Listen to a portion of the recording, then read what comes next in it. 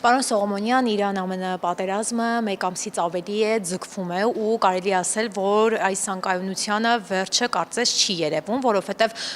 մեկը Թրամփը հայտարարում է մի կողմից բանակցությունների ստեղան վերադառնալու մասին, մյուս կողմից նաև սպառնում է Իրանի միջուկային օբյեկտների ոչ միայն ոչնչացմամբ, այլ նաև ապագայում հայտարարում է, որ Իրանը երբեք միջուկային օբյեկտներ, այլևս միջուկային զենք չի ունենա։ Հիմա ինչ է ստացվում ըստ ձեր դատողությունների, այս մեկ ամսից ավելի տևող այս հակամարտության ելքը ո՞րն է լինելու։ Միջուկային զենք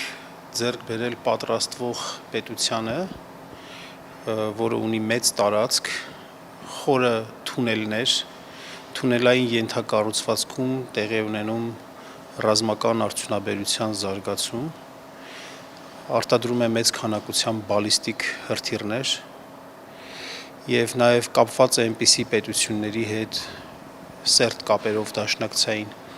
որոնք նույնպես միջուկային են եւ միևնույն ժամանակ հակազդում են Ամերիկայի Միացյալ Նահանգների համաշխարհային ոստիկան դառնալուն, համաշխարհային հեգեմոնիկ ձգտումներին, այդպիսի պետությանը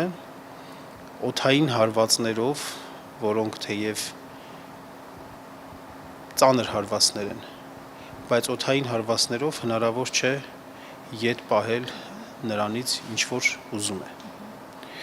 Այդպիսի պետությանը հնարավոր չէ նաև ցամաքային գործողությամբ ծնկի բերել։ Նպատակը, որ հայտարարված էր, տապալել Իրանի վարչակարգը, տեղի չունեցավ։ Մենք տեսանք, որ Իրանը ցույց է տալիս աներևակայելի նույնիսկ դիմադրողականություն եւ կարողանում է պատերազմը իր դեմ վարվող պատերազմը, իր դեմ վարվող գործողություններին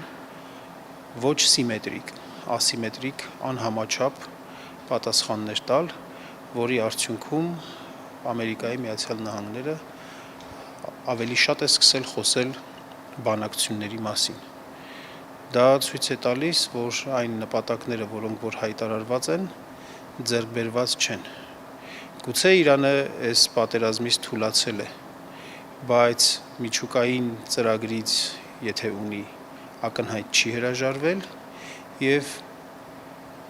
առնվազն միջին հեռահարության ուժեղ ազդեցության բալիստիկ հրթիռներից եւս չի հրաժարվել եւ այդպիսով ռազմավարական առումով կարող ենք արձանագրել, որ Ամերիկայի Միացյալ Նահանգները չի հասել իր նպատակին, ձախողել է իր նպատակը եւ մոտ ապագայում էլ եթե պատերազմը չդառնա շատ երկարատև, հյուծիչ պատերազմ, որը եւս Ամերիկայի Միացյալ Նահանգների խոշոր պլանին թույլ չտալու արևելյան կիսագնդում անվիճելի հեգեմոնի առաջացումը, այդ պլանը եւս կարծում եմ, որ ձախողված է այս պահին։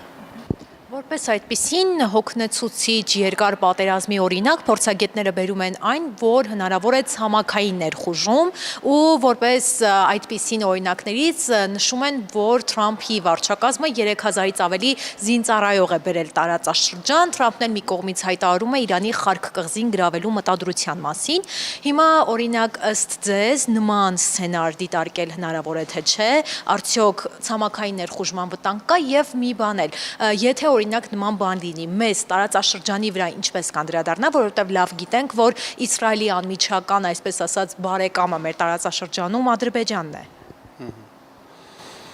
Բնականաբար ցանկացած ռազմական գործողություն, որ Հայաստանի Հանրապետության սահմաններին մոտ տարածքներում է տեղի ունենում, մեզ համար խիստ վտանգավոր է։ Սցենարը, որ ցամաքային գործողությամբ հնարավոր կլինի Իրանը ծնկի բերել, խիստ անհավանական եմ համարում։ Մենք տեսել ենք, որ Ռուսաստանը արդեն ավելի քան 4 տարի իրեն անմիջապես սահմանակից պետության տարածքում, Ուկրաինայի տարածքում, թեև հաջողությունների հասել է որոշ տարածքներ գրավելու առումով, բայց իր դրած նպատակին եւս դեռևս չի հասել։ Այսօրվա աշխարհը, պատերազմավարման այսօրվա ձևերը մի տեսակ փոխել են պատերազմների տրամաբանությունը։ հին ժամանակներն անցել են, երբ որ մտնում էին զորքերը եւ այդպես հաղթական արշավով գնում էին, հասնում էին մինչև մայրաքաղաքներ։ Իրանի պես պետությունը, որտեղ կա շատ ուժեղ գաղափարական բաղադրիչ Իրանի ռազմապաշտպանական համակարգի մեջ, ցամաքային գործողությամբ 3000 զինվորներով իրականացնելը շատ բարդ խնդիր է։ Մանավանդ այս պայմաններում, երբ որ Իրանի դեմ պատերազմին Ամերիկայի Միացյալ Նահանգների ներսում շատ ուժեղ դիմադրություն կա, խոսքը ոչ միայն վերլուծական շրջանակների մասին է, այլ նաև քաղաքական շրջանակների մասին է, այդ թվում հենց իշխող հանրապետական կուսակցության ներսում։ Հետևաբար, այս պահի դրությամբ ինչ ենք տեսնում մենք։ Այս պահի դրությամբ իմ կարծիքով նկատելի է exit strategy-ի իրավիճակից ելքի փնտրտուք ամերիկյան ղեկավարության մոտ։ Հույս ունենանք, որ ինչ-որ ելքը կլինի, որից որ նրանց վարկանիշը շատ չի տուժի եւ մեզ համար խիստ բացասական նշանակություն ունեցող պատերազմը կավարտվի։ Բայց եթե պատերազմը շարունակվի եւ Իրանի համար հատկապես անցանկալի հունով գնա, սա է մեզ համար վտանգավորը։ Մեզ համար վտանգավոր է առաջին հերթին այն տեսանկյունից, որ եթե էսկալացիան շատ լինի եւ ցամաքային գործողություն լինի, բայց ես ամեն դեպքում նորից եմ ասում, քիչ եմ հավանական համարում, ապա Իրանի կողմից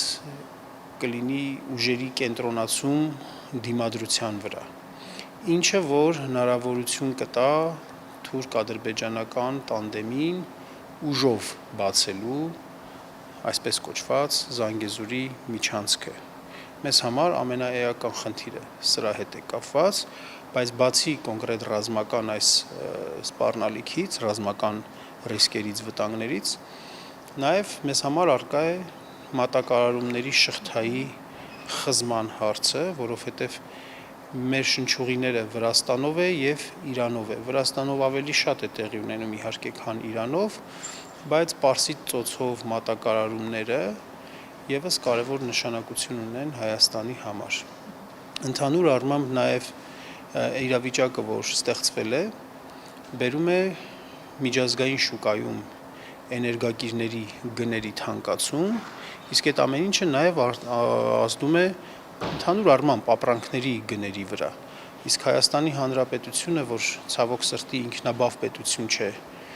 իր պարենի տեսանկյունից, առաջին անհրաժեշտության տարբեր ապրանքների տեսանկյունից եւ ներմուծող պետություն է, սա նաև տնտեսական ազդեցություն կունենա։ Էլ չխոսած նաև եթե պատերազմը գնա մեզ համար եւ նաև Իրանի համար անցանկալի հունով, այսինքն ավերածություններ շատ լինեն, հումանիտար ճգնաժամեր, եթե Աստված մի արասցի առաջանան, ապա այստեղ նաև հումանիտար խնդիր է առաջանալու եւ մեծ թվով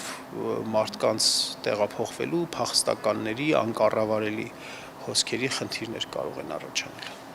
Պարոն Սողոմոնյան, տեսեք, խոսեցինք նաև ԱՄՆ-ի քաղաքական շրջանակների կողմից Իրանի դեմ պատերազմի ոչ միանշանակ կողմ լինելու մասին։ Գիտենք, որ առջևում միջանկյալ ընտրություններ են ԱՄՆ-ում եւ կարող ենք ասել, որ Թրամփի այս հակասական հայտարարությունները մեկ պատերազմը շարունակելու, մեկ բանակցությունների սեղան նստելու մասով հենց սրան է ուղղված, այսինքն նա պատերազմը սկսել է ճիշտ է Իսրայելի, այսպես ասած, դրդմամբ, որքան էլ որ իրանք ասում են, թե պատերազմի նախարարությունը, ինչպես իրենք են անվանում, ամեն սպառնալիքներ հաշվի տակ դրել են, նոր անցել է պատերազմի, բայց միևնույն ժամանակ կարող ենք ասել, սա հասարակությանը կերակրելու ինչ-որ մեթոդ է Թրամփի կողմից, ու միջազգային հարաբերությունների տեսանկյունից, հա, նման ղեկավարների վերջը ինչ է լինում, որովհետև միջանկյալ ընտրությունները ԱՄՆ-ում շատ կարևոր են, միջազգային հարաբերությունների տեսանկյունից, որովհետև հետագայում սպասվում են նաև նախագահական ընտրություններ, դրանք ուղղակի ազդեցություն ունենալու են։ Այն, որ պատերազմը Իսրայելի դրդմամբ է տեղի ունեցել, կամ այն, որ Վաշինգտոնը դարձել է իսրայելյան քաղաքականության պատանդը, սա Բավական տարածված տեսակետ է Ամերիկայի Միացյալ Նահանգների ներսում, ազդեցիկ շատ ռեալիզմի հատկապես ուղղության այնպիսի վերլուծաբաններ, ինչպիսին օրինակ Ջոն Միրշայմերն է, հատկապես սա է պնդում, որ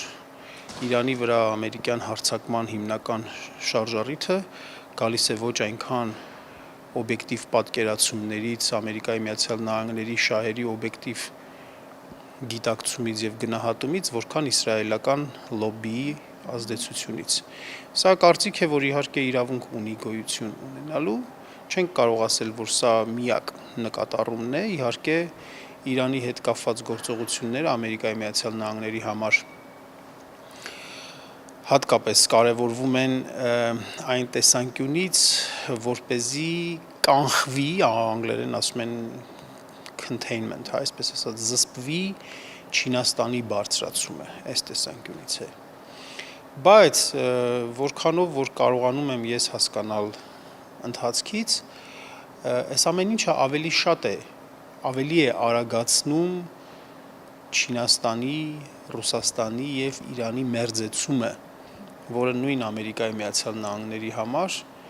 ոչ ցանկալի սցենար է, այսպես հուշում մեզ։ Ամերիկայի Միացյալ Նահանգները այնպիսի համակարգ է, այնպիսի պետություն է, որտեղ քաղաքականությունը արտաքին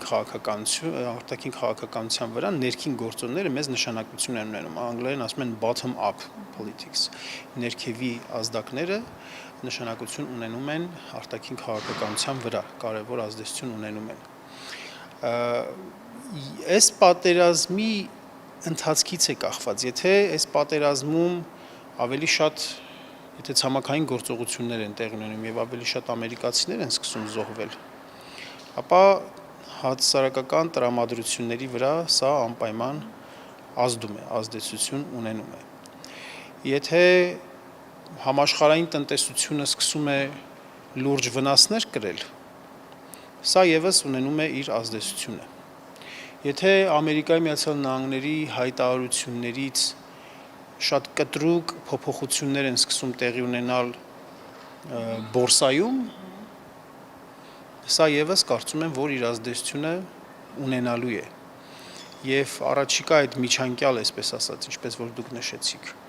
ընտրություններին դա հստակ ցույց է տալու եւ